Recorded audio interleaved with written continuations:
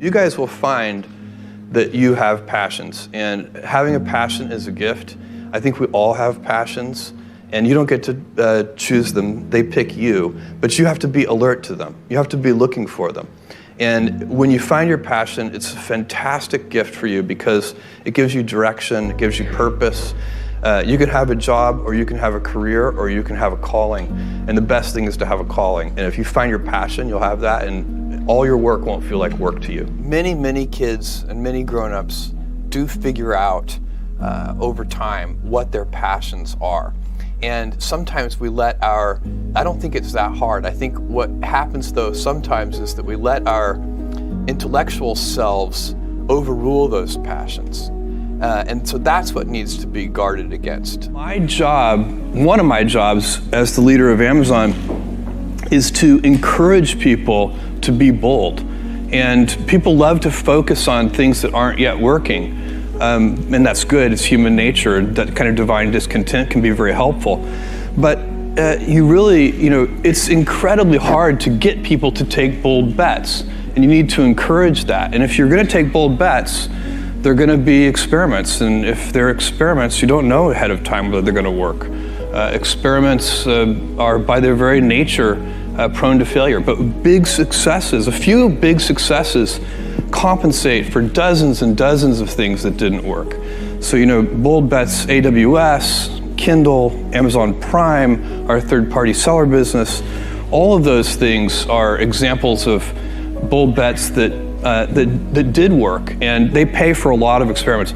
I've made billions of dollars of failures at Amazon.com. Literally, billions of dollars of failures.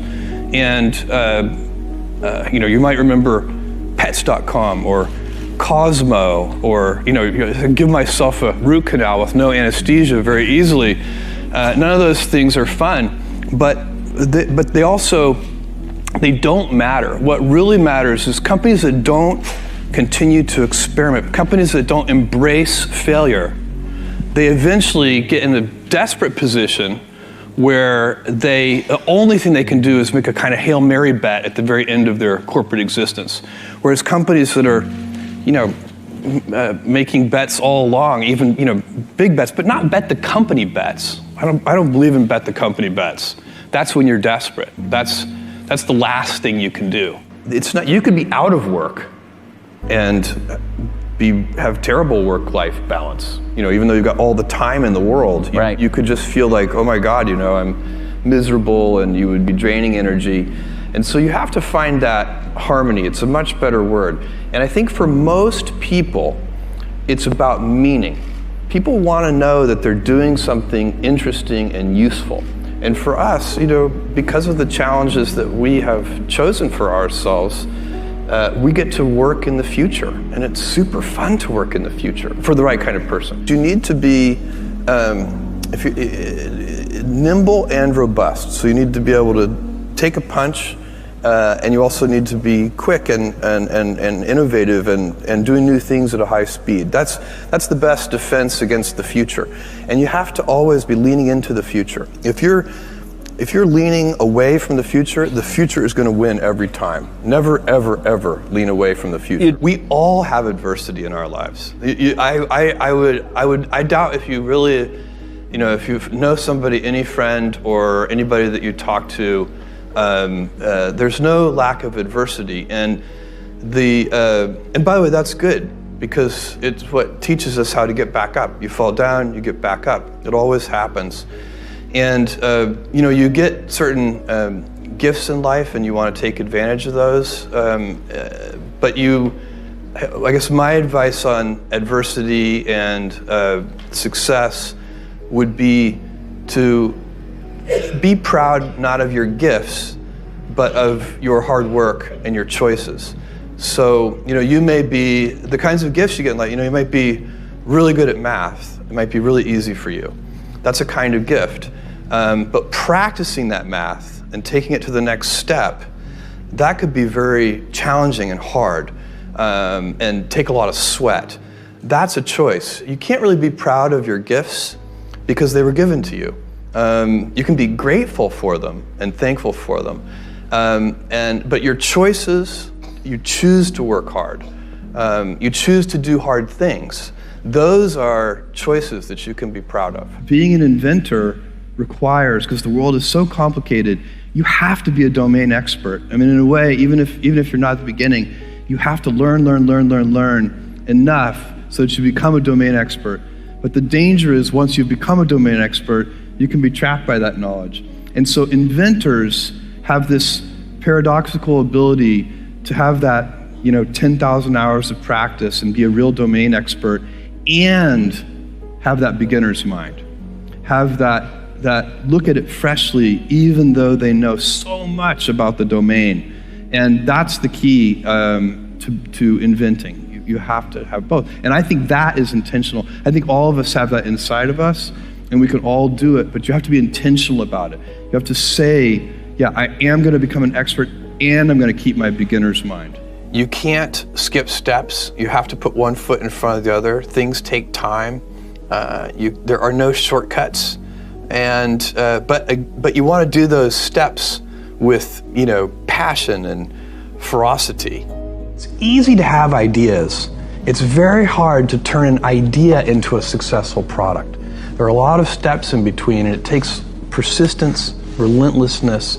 So I always tell people who think they want to be entrepreneurs, you need a combination of stubborn relentlessness and flexibility.